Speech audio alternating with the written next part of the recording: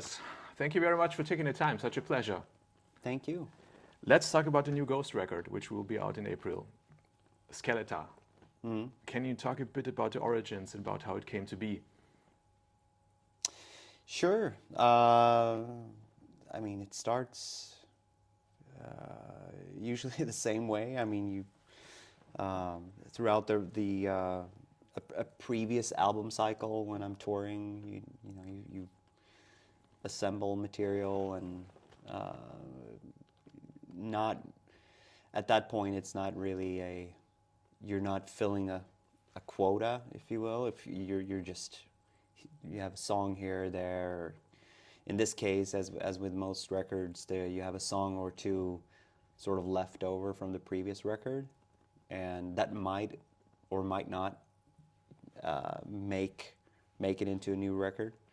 But in this case, I had what ended up being Satanized was part of the previous bunch. De Profundis was also like one of those. But those two were pretty scattered.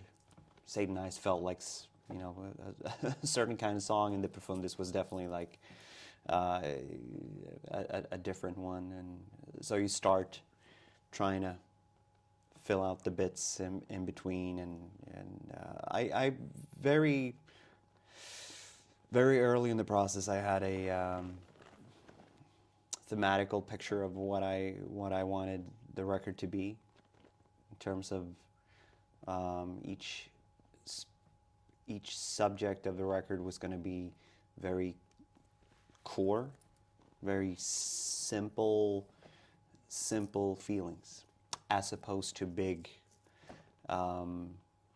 explain the world. This is sort of like explain certain core feelings rather. So it was close to the bone. Hate, love, guilt, regret, hope. So hence the title. Close to the bone, skeleton. Stripped down to the bare bones. Yeah. How do you proceed when you think about the narrative and you got the idea of the narrative of the record? Is it like a sort of topical songwriting that you proceed with then? It serves as a guideline. It serves as a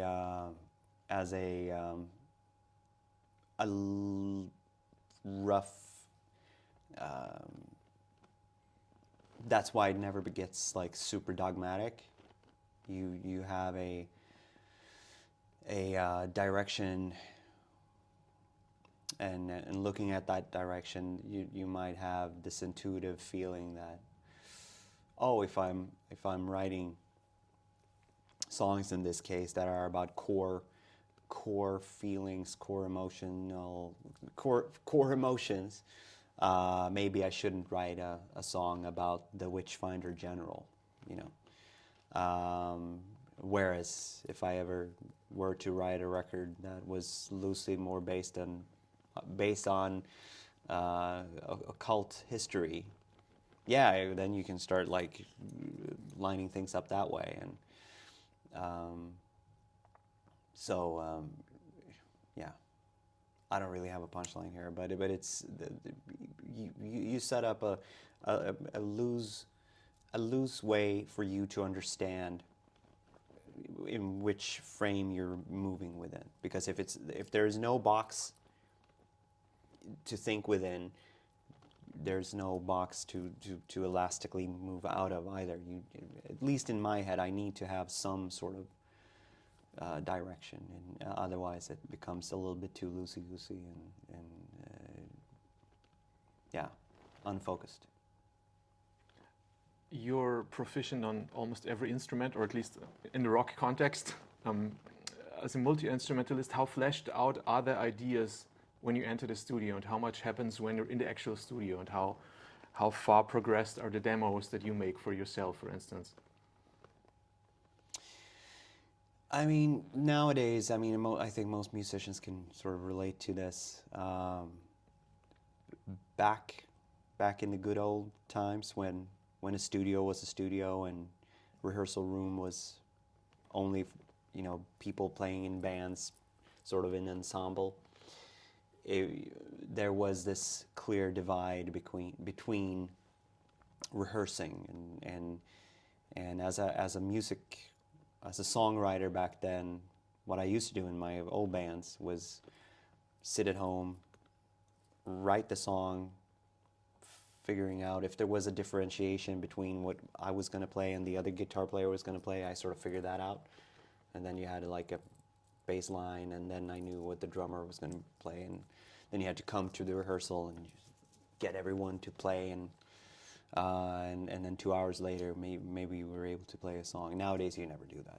You always record everything and first. So at any point when you're sort of showing an idea off, it's usually like, click. Here you go. This is the idea. For myself, being, I'm an able drummer, I'm an able bass player, I'm an able guitar player, and a singer, and I can play keys, especially recording, and like doing so. Of course, I prefer being as fleshed out as I possibly can be, just because of the way I work on the last couple records, where I have a few collaborators that I like working with, that are songwriters themselves. There is, I am not as militant in terms of having everything fleshed out the way that I felt it was a necessity before, because I know that there's time. There's like, when I show Vincent a song, I don't have to worry about some drummer sitting there like, shut up. Like, you don't have to worry about like being interrupted. And the bass line I have in my head, there will be time after lunch for me to show him the bass line, or maybe he has an idea. So to answer your question, the demo process and the recording is very much, there's a gray zone in between, where a lot of it is done, but things can change all the way up to mixing. Even in mixing, all of a sudden, I mean, that happens to me every record. We're in the mixing process, and all of a sudden I'm like, there's a harmony in there that is doing like a flat note. Can we go in and can you get the microphone working? There you go. Just to fix something, and maybe you hear that's usually, I guess that's someone would, a detractor might say like, that's overproducing. Yeah, but when you're working with a record, and especially the closer you get to a mixed, finished record, the whole point of it is to be clear sounding and loud sounding, and that's when you start hearing all these errors that you've made. So the work really never stops. You have to sort of you come to a point in the mixing process where it's like, it's done. Oh, it's really done. Let's not go back one more time and change something. Which was a little bit better back in the days when you came into, and every hour was important, and you had a real tape rolling, and whatever ended up on tape, that was it. When I'm curious, talking about fleshed out ideas, when you started Ghost, which turned out to be this amazing, successful journey that's stronger than ever, how far did you think ahead? How was the initial idea, and how much did you make up on the go, and how much did you envision when you started it? You mean when I wrote the first album? Yeah, or when you thought about doing the band, how of the concept-wise? Now in hindsight, it wasn't very far. I mean, obviously, I am now depending on when you count, but 15 years later, 15 years from, around this time, 15 years ago, I was recording the first album. And at that point, obviously the first record, all the songs were there, and conceptually the idea of the Pope and anonymous band, and that was all there. But then, again, during the recording of the record, the first record, and knowing that it was going to be released by this really culty label, Rise Above, it was definitely not a given that it was going to be this touring, big touring band. At that point, I was trying to the best of my ability, being obviously a dreamer and maybe not so realistic at all points, at all times. I was trying to be, a little bit pragmatic, thinking that I've got this really great chance to develop my passion as a hobby, and which felt like a great gift, since I was, at the time I was 29 years old, and which is for someone who've aspired to become a professional musician ever since I was a kid. 29 was like super old, like, oh fuck, I'm so late, all the trains have left, I'm never going to become a professional musician. So when this record was going to be made, I was like, thank fuck, like I finally get to do something that can hopefully get to become something. And in between working and having 2 kids, I was like, maybe if I play my cards right, maybe we can do a show here and there. That was that was the I don't know, the ambition. It's hard to because there's like a before Ghost and then there is Ghost, and this was in the time in between when I was, for once in my life, I was kind of realistic about things. Mm-hmm. Before that, I had all the time in the world to do anything, and I did nothing. And then all of a sudden I had this little moment in time of clarity, and when I was sort of thinking straight, and then as soon as the Ghost train sort of left the station, I was back on dream time, if you will. Yeah. I could resurrect all the dreams again, and just go wild. I'm curious, did religion play a big part in your upbringing? Yes, but not in the traditional sense, where I'm sure that we all know people who grew up in like religious homes, or maybe in times where religion was more part of the mainframe. However, I grew up with religion from a cultural aspect, because my mom is just a very cultural person, and very interested in art and films, and so there was a natural sort of influx of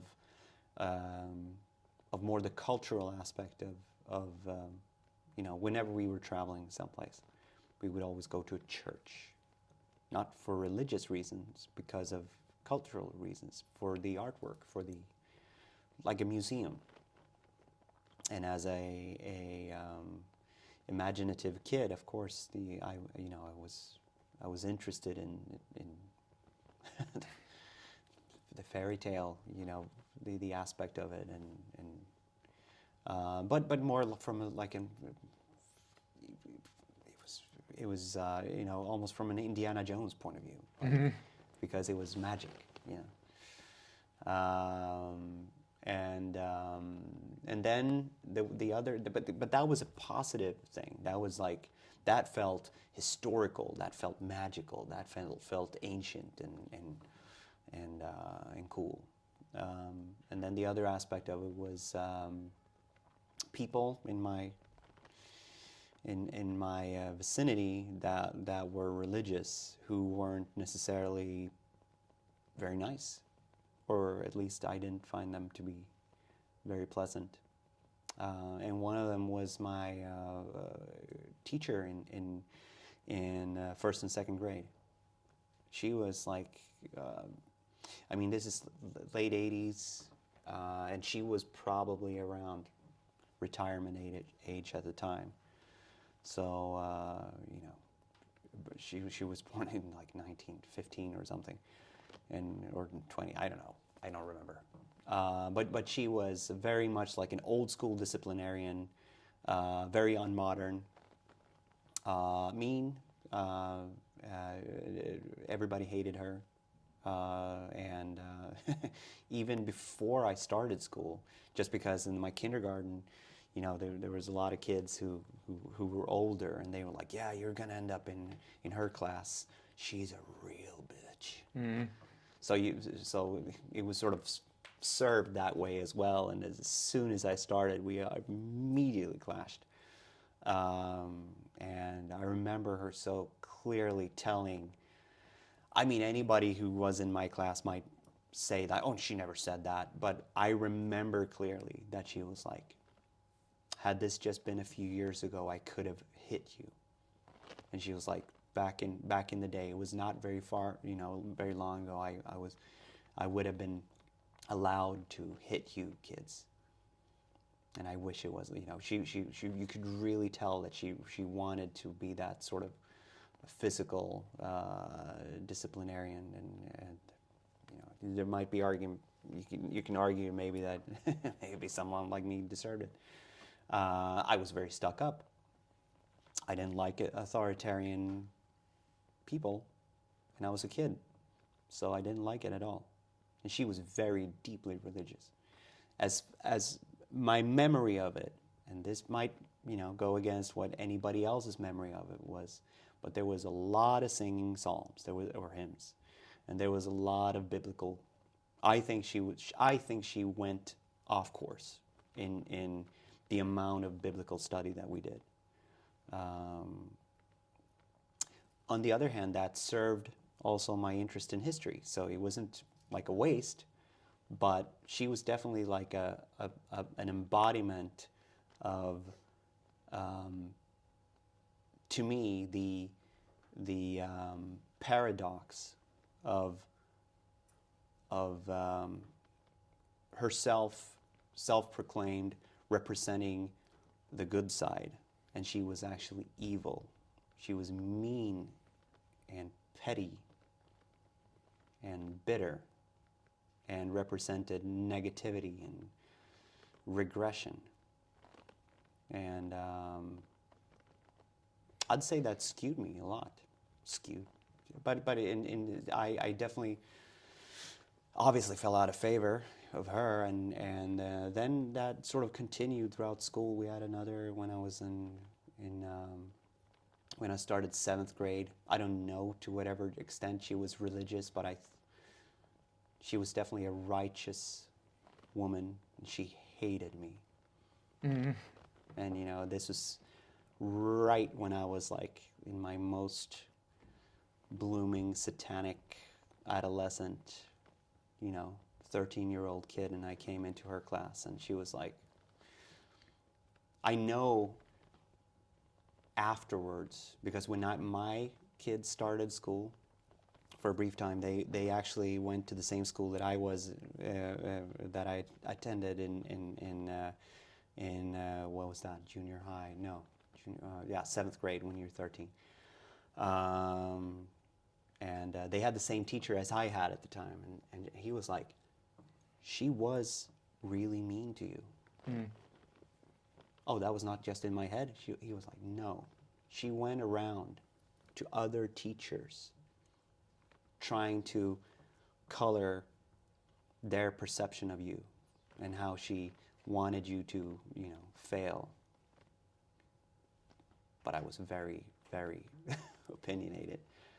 And I tried to, diminish her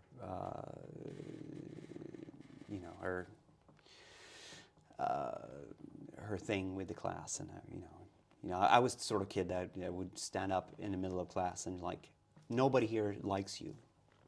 You're just a dumb cow. Mm-hmm. So I was also a little shit. But I was, when I was a teenager, I was, as a kid and a teenager, I was in constant sort of collision with the world. And so I also have a great respect, thinking about my own role in it. But if I want to give myself a little slack, I would say that had I had like nicer teachers, it would have been better. Mm-hmm. I would have had, there are definitely others that I knew that had other teachers. Had I been in their class instead, I probably would have succeeded better. Succeeded with what? Things turn out okay, so it's like, it's fine. But mm-hmm. But yeah, that's the short answer to your question. Very interesting. You just talked about your school upbringing. You were raised in Linköping. Yeah. I was wondering, what was the scene like, the metal scene, or how did you grow up there as a musician? What was it like to play in your first bands? What was the city like to you? I was I ended up being stuck a little because of my age. Not always, nowadays it's not a problem, but back then it was a little bit of an issue that I wanted to play a certain style of music, and most people in town at that point was way older than I was. And those who were my age were not into the same thing. So I ended up in a sort of a limbo for a few years when I couldn't really form a band in Linköping. I tried, but it never really worked because I had to sort of knock the doors of older bands and they were already full, or I was like this 13-year-old guy and they were like 17. So I didn't have like the ways to prove myself. So quickly, when I was like in 8th grade or something like that, I started hanging out in Stockholm a lot. I had friends, just because I was in the underground, you had pen pals and other bands that I got to know. So I quickly started looking elsewhere for people to play with. The scene in Linköping at the time, early 90s, mid 90s, was small, but quite cool. I've one band that I've always been a fan of is Seance. Mm-hmm. They were, of course, the local, heroes.